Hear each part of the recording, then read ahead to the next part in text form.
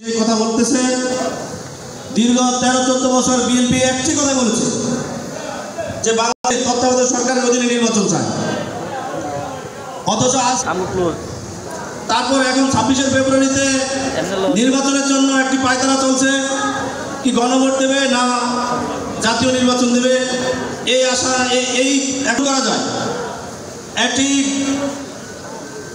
একটি গুপ্ত রাজনৈতিক দল এই বাংলার আগামী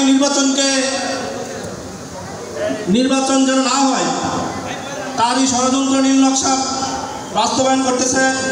আমরা বাংলাদেশ জাতীয়তাবাদী স্বেচ্ছাসেবক দল তা ঐক্যবদ্ধভাবে রুখে দেব। প্রিয় নেতৃবৃন্দ, এখানে আমি শুধু 1-2 মিনিট আমি শুধু যে আজকে যে প্রার্থীগুলো আছে প্রার্থীদারগুলো একটু জানতে চাই।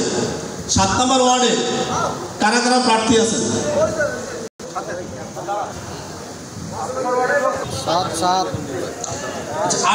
8 নম্বর ওয়ার্ডের প্রার্থীদের কারা কারা আছে একটু দাঁড়ান।